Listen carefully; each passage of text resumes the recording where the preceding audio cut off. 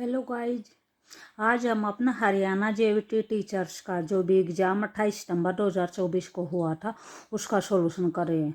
उसके जो पहले 30 क्वेश्चन है वो हमने पहले वाली वीडियो में कर दिए हैं। ठीक है, अब हम कहाँ से शुरू करेंगे? क्वेश्चन नंबर 31 से शुरू करेंगे। ठीक है, तो हमारा जो भी क्वेश्चन नंबर 31 है, 31 में क्या बोल रखा है भी? समाजीकरण के कारक है, यानी समाजीकरण के कारक कौन कौन से हैं?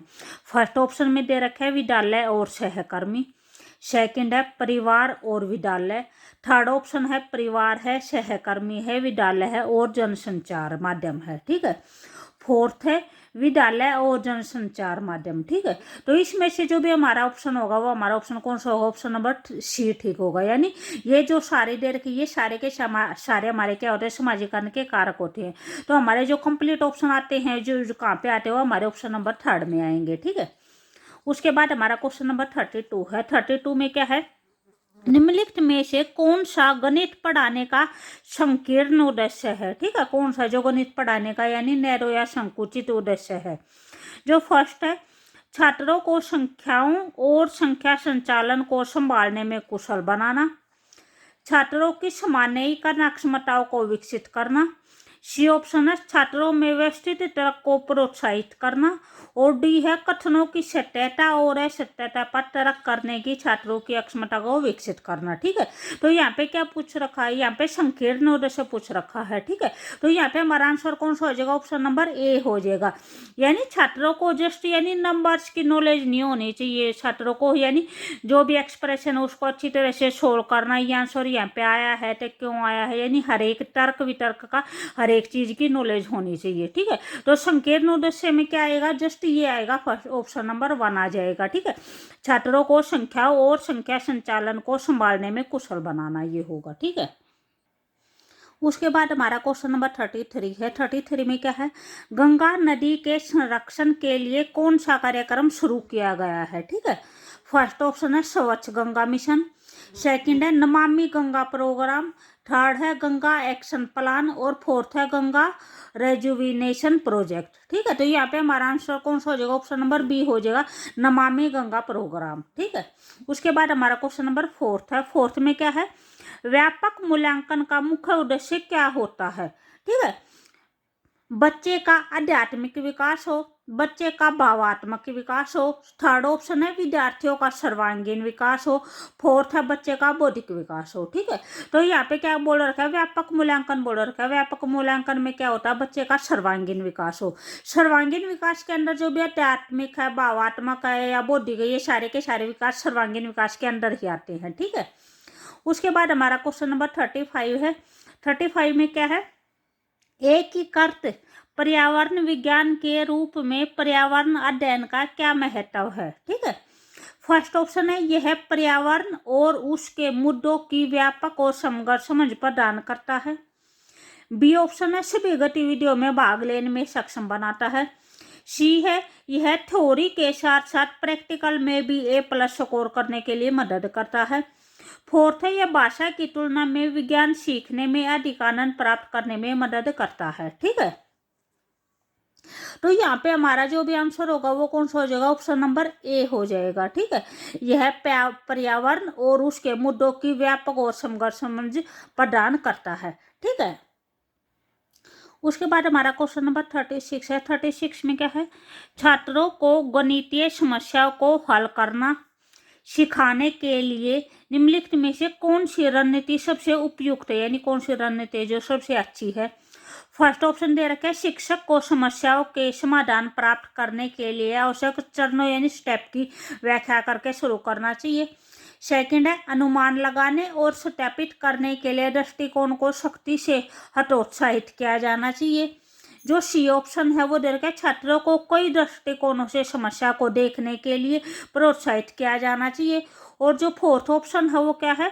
समस्याओं के लिए सेट को हल करने के लिए आवश्यक सूत्रों की सूची शुरू में ही दी जानी चाहिए। तो यहाँ पे क्या बोल रखा है कि यानी हमें जो भी गणित की समस्या है, जो गणित के क्वेश्चन है, उनको सोल्व करने के लिए हमें कौन सी रणनीति उपयुक्त होती है। तो किसी भी क्वेश्चन को यानी हम एक मेथड से या दो मेथड से, ठीक है, उसको हम कई टाइप से सोल्व करने के लिए सोचे, यही हमारे लिए उपयुक्त होता है। ठीक है, तो यहाँ पे हमारा आंसर कौन सा हो जाएगा, ऑप्शन नंबर सी हो जाएगा। छात्रों को कई दृष्टिकोणों से समस्या को देखना चाहिए। अब इसको ऐसे सोल्व कर सकते हैं, ऐसे सोल्व कर सकते हैं। ठीक है, तो यहाँ पे हमारा आंसर कौन सा हो जाएगा, ऑप्शन नंबर सी हो जाएगा। उसके बाद हमारा क्वेश्चन नंबर 37 है। 37 में क्या है, एक घड़ी में 4:30 4:30 बजे हैं। यदि मिनट की सुई पूर्व की ओर इशारा करती है तो घंटे की सुई किस दिशा की ओर इशारा करेगी, हमें ये बताना है। ठीक है, तो ये भी हमारे नीचे ऑप्शन दिए गए हैं। तो इस क्वेश्चन को कैसे करेंगे, जैसे ये दे रखा है, ये हमने अपनी घड़ी बनाई है। ठीक है, यहाँ पे क्या बोल रखा है, जो टाइम बता रखा है वो बता रखा है 4:30 बजे। तो जो 4:30 बजे होंगे वो कैसे होगा, वो ऐसे होगा। ठीक है, जो छोटी सुई होती है वो किस चीज़ की होती है, वो घंटे की होती है, और जो बड़ी सुई होती है वो किसकी होती है, वो मिनट की होती है। ठीक है, तो इन्होंने क्या बोल रखा है, इन्होंने बोल रखा है मिनट की सुई है वो पूर्व की ओर इशारा करती है, ये बोल रखा है। जो भी हमारा ऊपर होता है, ऊपर हमारा उत्तर होता है, नीचे दक्षिण होता है।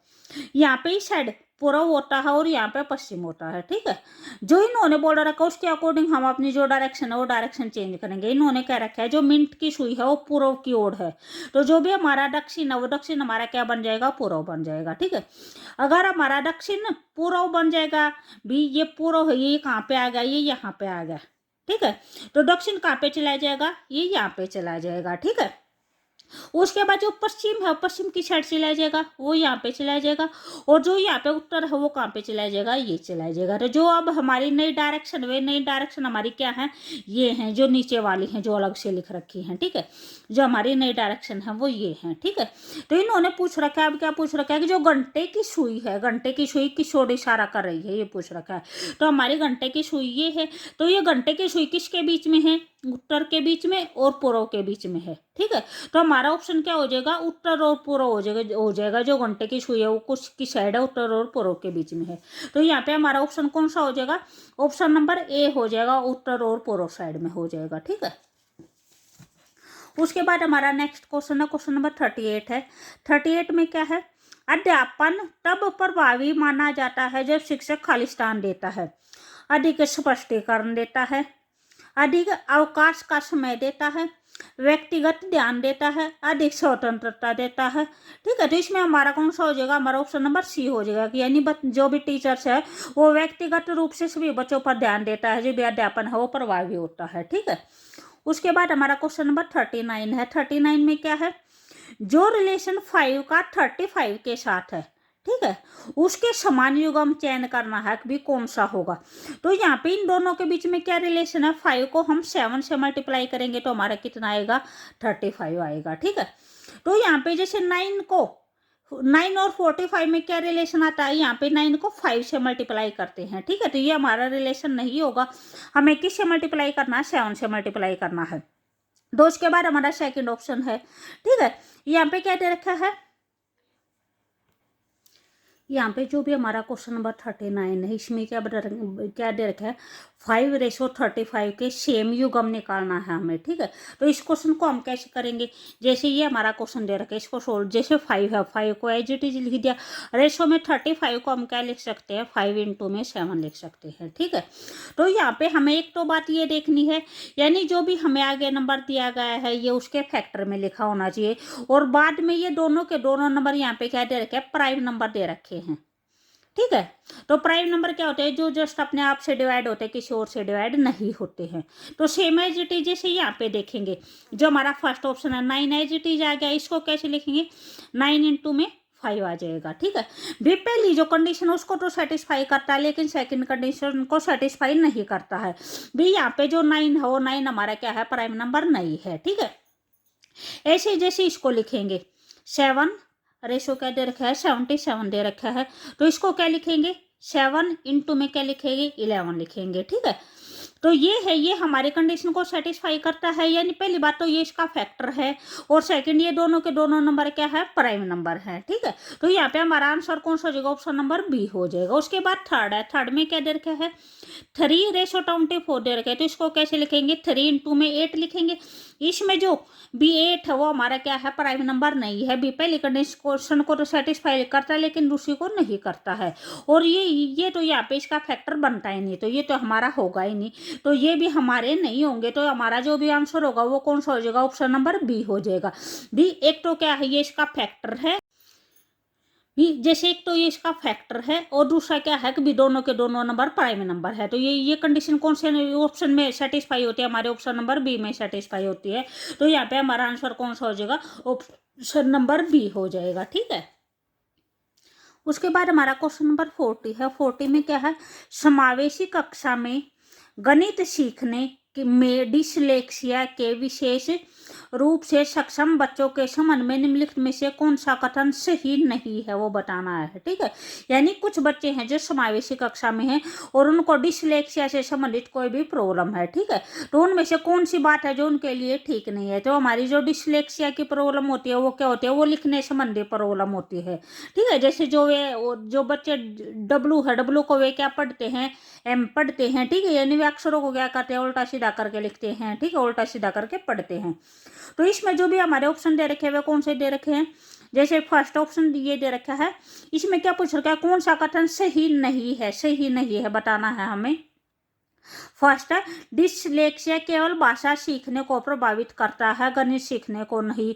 तो ये बात क्या हो जाएगी, ये गलत हो जाएगी। ठीक है, तो यहाँ पे यानी क्या बोल रखा है कि यानी वे सिर्फ भाषा सीखने में प्रॉब्लम करते हैं, यानी हिंदी इंग्लिश सीखने में प्रॉब्लम होती है, उनको मैथ सीखने में कोई प्रॉब्लम नहीं होती। तो ये बात उन्होंने गलत बोल रखी है, यानी वे जो मैथ के जो अक्षर होते हैं वे मैथ के अक्षरों को भी क्या बनाते हैं, गलत बनाते हैं। ठीक है, उसके बाद है, डिसलेक्सिक बच्चों को अपने विचारों को व्यवस्थित और संगठित तरीके से लिखने में कठिनाई हो सकती है। हाँ, ये बात ठीक है।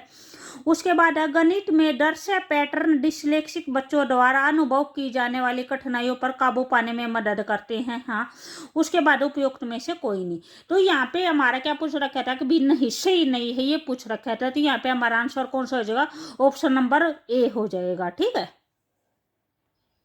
अगर आपको हमारी वीडियो अच्छी लगे तो प्लीज़ लाइक शेयर और सब्सक्राइब जरूर करें। ठीक है, जो आगे वाले जो भी क्वेश्चन है वे हम अपनी नेक्स्ट वीडियो में करेंगे। ठीक है।